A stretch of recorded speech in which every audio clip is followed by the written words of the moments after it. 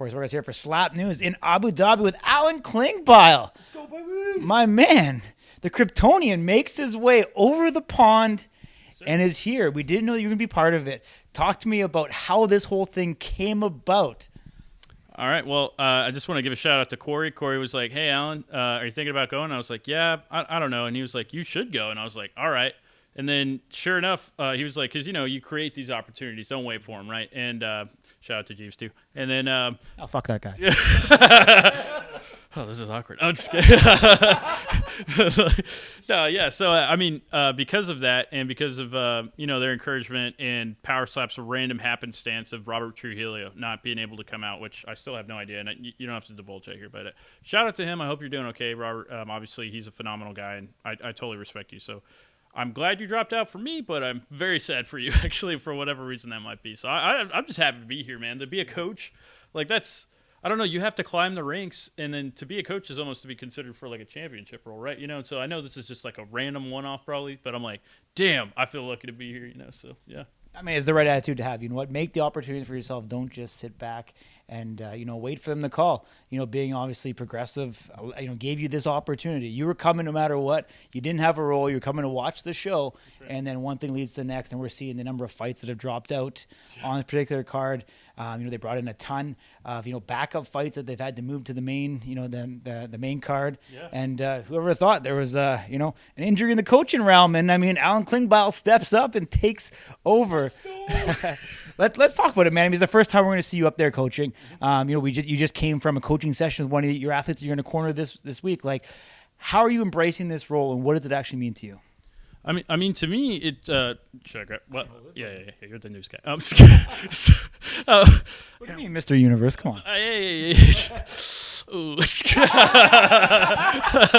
That would be a compliment, dude. Yeah, for sure. Mr. Olympia, Mr. Universe. Ooh, two different things, right? I didn't say Olympia, did I? No, I said Universe. Yeah. I was trying to throw that there, out in the ether there, but I'm nowhere near Mr. Olympia. But anyway, so where we go with this? Okay, so yeah, I'm trying to embrace this role. Like, I've had such like blessings, like not only from you guys, but people like Ryan Phillips. Like, I just want to give the biggest shout out to him. I approached him like I had somebody approach me, and it was just like, dude, I just want to know what to do, and like I don't feel like I know how to do this well enough. I watched you do everything. We practiced it on the ball, but like I need to know like how to do this properly.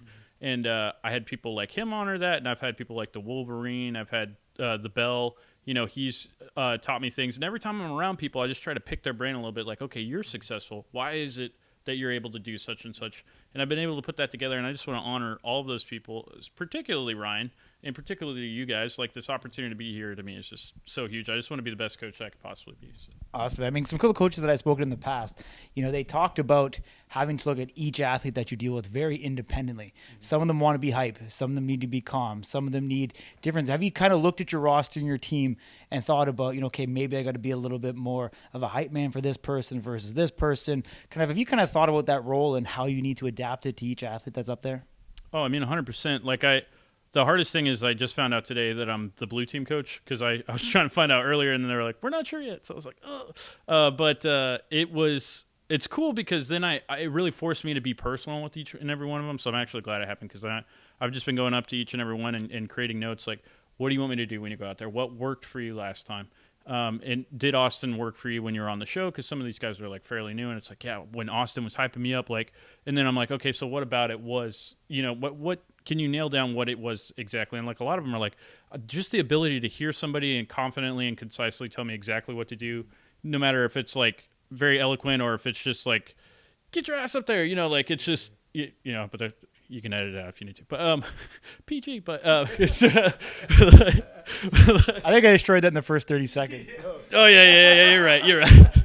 Damn. All right, rated R. But no, it's interesting because everyone has what they need, and so for me, I need like a really great hype man. I need a Ryan Phillips or an Austin Turpin to like be behind me. But it really boils down to that. It's like I need encouragement. I need a confident direction of what to do. Like, because if you get rocked out there, you need someone to be like, you got the ringing in the ears, you're slightly confused, and you're about willing to listen to anybody, and the first person you might accidentally listen to is the ref, and they're not always going to be – they're going to be helpful for your health, but they're not going to be helpful for your career as a slap athlete. So having that coach in the back, like John Davis, buy down, like that sort of thing, or like go to the podium, hold on, stand still, like take a knee, whatever. Like that's so crucial in those moments. So, What's your thoughts on taking a knee? It's kind of been controversial. We talked about it a lot. Taking a knee, you lose a point every time you do it. But I mean, I guess if it allows you to live another round, there's merit to it. But have you kind of thought about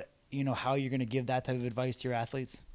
I think if you just got knocked down, then the knee is the next step to getting back up, right? So it's like maybe I think a lot of people say go till at least 5, but I'm a big fan of like the 3 or 4 because at that moment you're trying to stand up. And if you're trying to stand up at like if realistically you wait till the 5 count, you're going to be getting up around 7 or 8. Yeah. So then if you start to wobble and you're already at the 8 count, you're done. So let me rephrase that. You're standing and you're wobbling.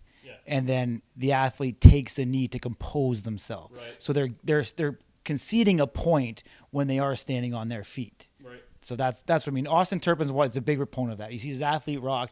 He tells them to take a knee. Yeah.